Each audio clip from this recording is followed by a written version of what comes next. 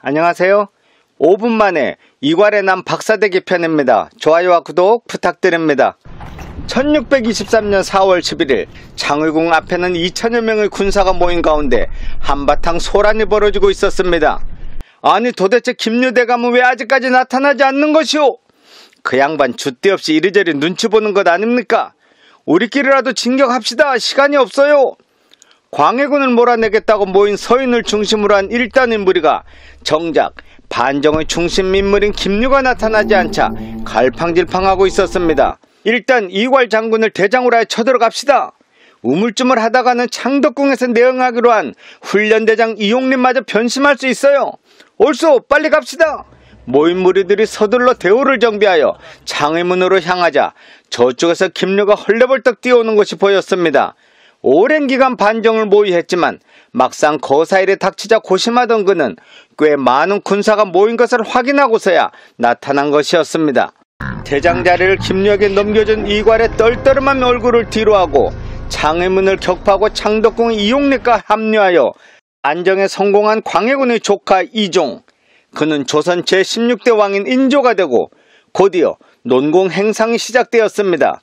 이기는 이조 참판, 김유는 병조 참판, 최명길은 이조 자량을 맡아 문무의 인사권을 틀어지는 1등 공신에 처해졌으며 거기에 더해 폐위된 광해군의 신하들이 가지고 있던 집과 전답, 노비들까지 분배받음으로써 반정의 열매를 취한 달콤함에 빠져 있었지만 정작 선두에 서서 군사를 이끌었던 이괄은 2등 공신에 처해지고 말았습니다.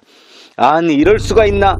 눈치나 보면 망설여던 놈들은 1등 공신이 되고 나는 그놈들의 아들들과 같은 2등 공신이라니.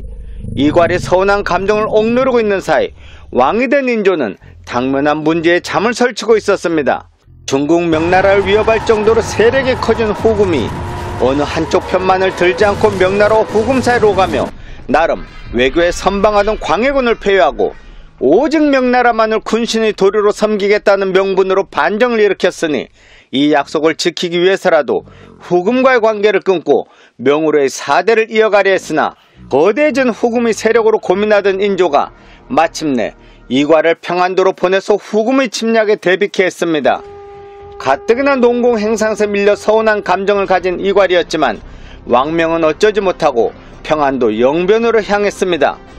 도원수 장만의 군사가 1만이라지만 뿔뿔이 도망가고 남은 군사가 5천도 안 되었던 것에 반해 부원수였던 이괄은 쟁쟁한 군사 1만에 임진왜란 당시 항복한 일본군들은 항우의 100여 명을 거느리고 있었습니다.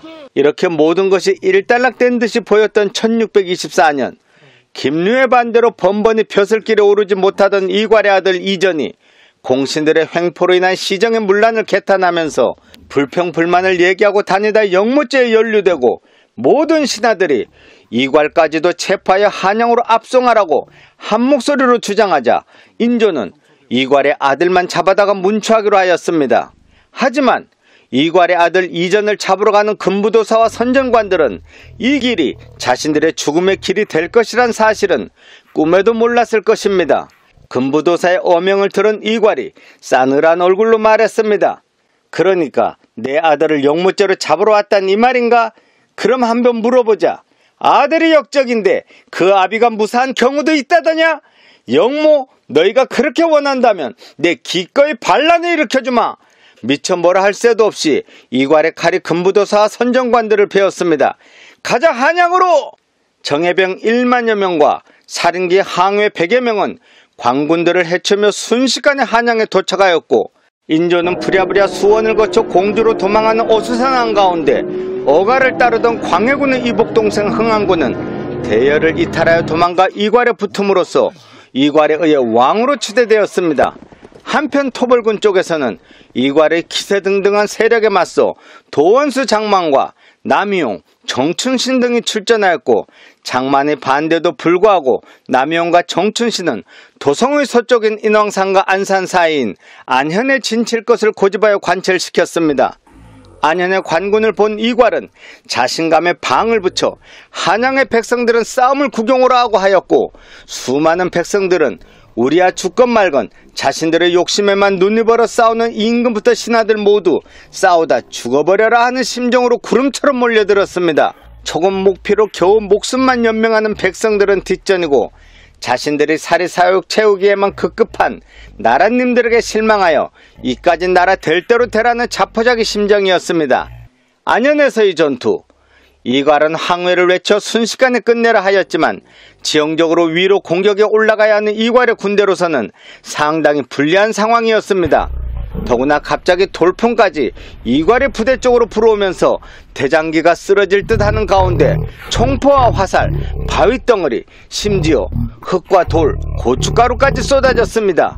이런 극심한 혼란 가운데 광군 쪽의 남용이 기지를 발휘하여 이괄이 도망간다고 외쳤고, 이 외침은 박빙의 승부를 광군 쪽으로 돌리는 계기가 되었습니다.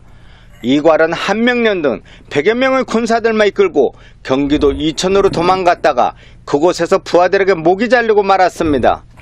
이괄과 한명련의 수급을 받은 인조는 공주의 쌍수성에서 한양으로 환도함으로써 이괄의 나는 평정된 듯 보였지만 한명련의 두 아들 한용과 한택이 결사적으로 탈출하여 후금에 투항하여 조선의 상황을 알리고 조선으로의 침공을 종용하는데, 하지만 후금의 누르하치는 조선에 관대하였고 영원성 전투에서 원송환에게 패한 충격으로 죽음을 앞두고도 자신의 아들 홍타이지에게 조선과는 원수진 일이 없으니 화친하라는 유언을 남기고 죽지만, 그의 8번째 아들이었던 홍타이저는 수시로 아버지에게 조선을 정벌해야 한다고 간했던 인물로서 그런 홍타이저가 아버지 누르하치를 이어 후금의 새로운 칸이 되었고, 광해군마저 없는 이제는 명나라만 섬겨야 한다는 인조와 그 신하들만 있는 조선은 비록 이괄의 나는 평정되었지만 더 큰 피바람이 기다리고 있었습니다. 불쌍한 조선의 민초들이여 언제나 행복이 찾아올지. 5분 만에 이괄의 난 박사대기 편 재미있게 보셨다면 좋아요와 구독 부탁드립니다. 감사합니다.